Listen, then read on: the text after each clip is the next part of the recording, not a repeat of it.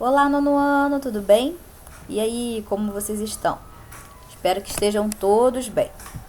Então, hoje nós vamos dar seguimento aí às nossas correções, os nossos exercícios.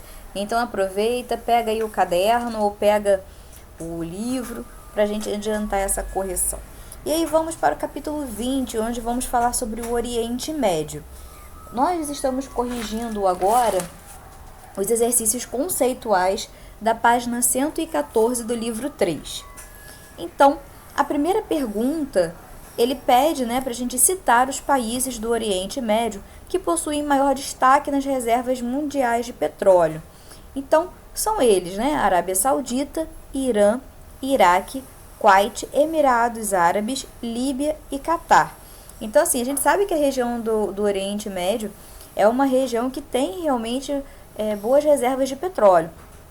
Mas nós sabemos que esses países aí, eles se destacam nessa produção de petróleo, tá? Então, é melhor, de reservas. Então, a disponibilidade de reservas dentro do seu território. Tá? A imagem de baixo tem outros países também, porque está mostrando o Oriente Médio como um todo, mas eu achei legal de colocar o mapa para a gente conseguir visualizar onde ficam esses países com as maiores reservas de petróleo, tá bom? Então a gente sabe realmente, quando a gente fala de produção de petróleo no mundo, que o Oriente Médio ele se destaca sem dúvidas, porque realmente eles estão ali, são países muito próximos. A gente sabe que pela formação geológica, que esses países vão possuir realmente as maiores reservas de petróleo do mundo. Por isso, tanto interesse econômico nessa região, tá bom? Então, finalizamos aí o número 1.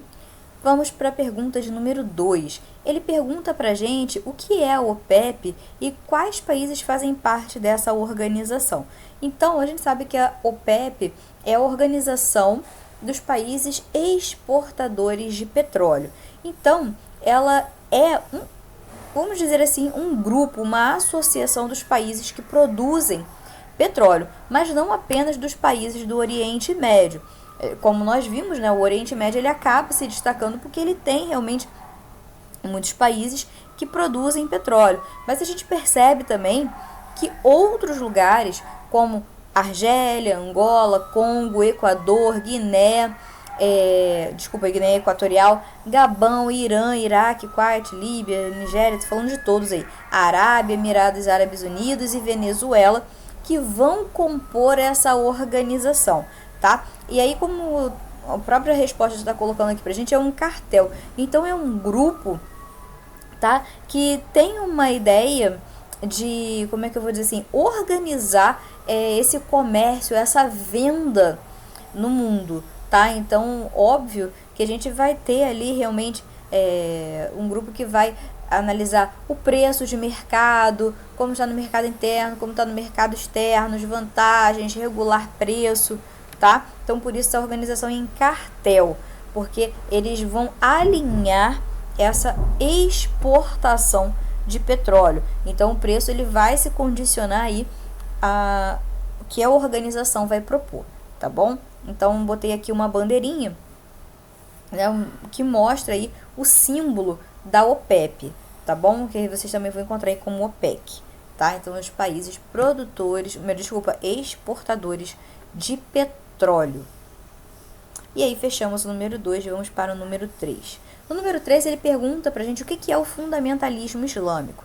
E aí, a resposta fica assim: são crenças na administração política dos países alicerçadas na religião islâmica. Importante lembrar, o fundamentalismo islâmico, ele é baseado no Islã, no que está escrito no Corão, tá? Então, a ideia é realmente trazer para a organização de Estado, no caso, na organização do país, as leis, com base no que é proposto no Islã, tá bom? Pra gente ter uma ideia, com certeza vocês já ouviram falar do ISIS, que é o Estado Islâmico, que traz justamente essa ideia de implementar toda uma estrutura política de administração também do país, baseado no Islã, tá? Então, com tudo aquilo ali que é proposto. Então, assim, essa parte de confecção das leis, execução das leis, organização da sociedade, tudo com base no Islã, tá bom? Seguindo aqui, deixa eu ver, Oriente Médio. Então, assim, o que a gente precisa, só pra gente reforçar aqui, que a gente tem essa ideia do fundamentalismo alinhado com um grupo um pouco mais radical, porque a gente não pode esquecer que o Islã tem realmente esse grupo fundamentalista radical e tem um grupo que não, segue o Islã, mas não entra nesse extremismo, tá bom? Então, só pra gente fazer essa diferença. E aqui embaixo eu coloquei duas imagens que mostram realmente que tem um grupo crescente de apoiadores aí para a implementação. E aí é notório que na região do Oriente Médio nós temos esses grupos com muito mais força, que tem ganhado também simpatia em grande parte aí do mundo, justamente até por essa ideia, né, de intervenção que se tem no Oriente Médio. Então eles acabam conquistando também por essa questão de as terras ali que pertencem a eles, sentimento de pertencimento. Então tem ajudado bastante essa ideia a se difundir na região, tá bom? Então continuamos aí a nossa correção e vamos para a pergunta número 4, que pergunta qual é a única nação do Oriente Médio que pode ser considerada desenvolvida.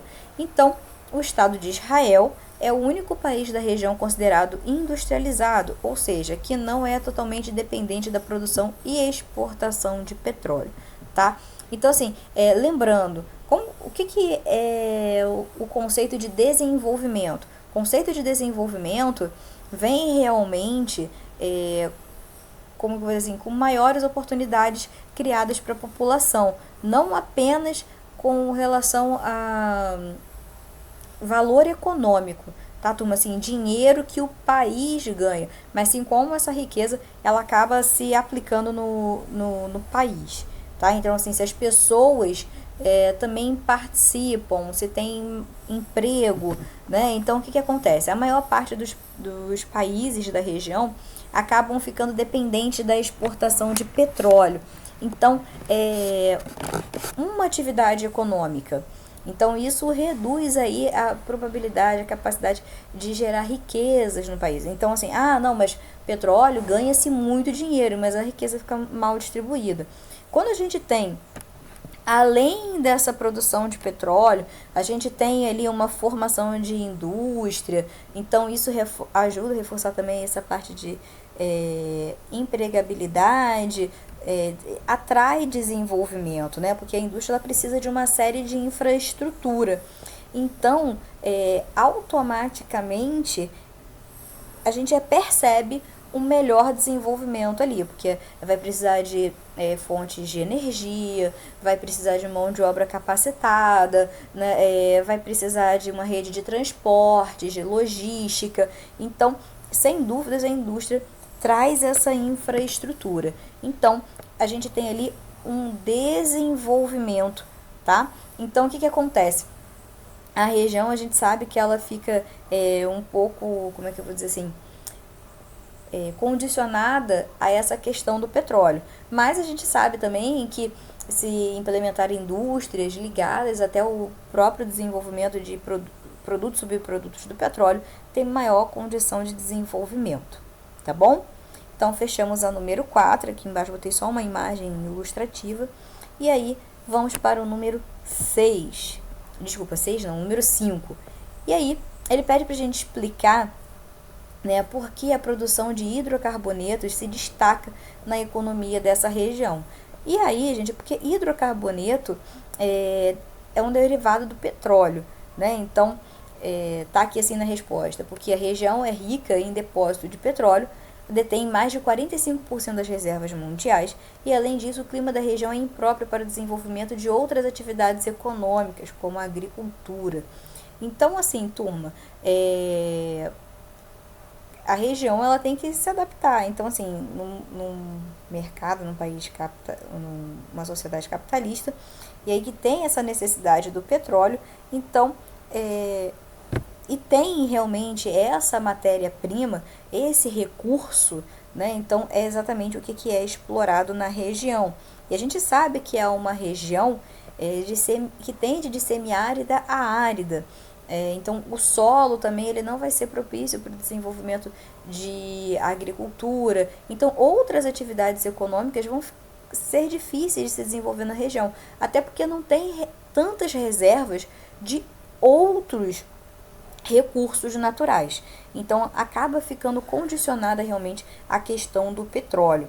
E como eu falei com vocês que é uma região semiárida, árida, também não tem uma boa, uma farta disponibilidade de rios. Então, o que acontece? O desenvolvimento da agricultura fica bem limitado, tá bom? Então, assim, os rios, eles acabam atendendo, os poucos rios que tem na região, é óbvio que eles vão atender ali o desenvolvimento, o consumo humano, as indústrias que tem na região. Tá bom? Como vocês vimos na questão anterior, são bem restritas, são poucas essas indústrias, tá? E as indústrias aqui no caso, aí ficam aí das derivadas de petróleo, como eu já tinha comentado com vocês, tá bom? Então, a gente finaliza aqui esses exercícios conceituais, tá bom? O gabarito das outras, dos exercícios contextualizados, depois eu disponibilizo para vocês. Tá bom?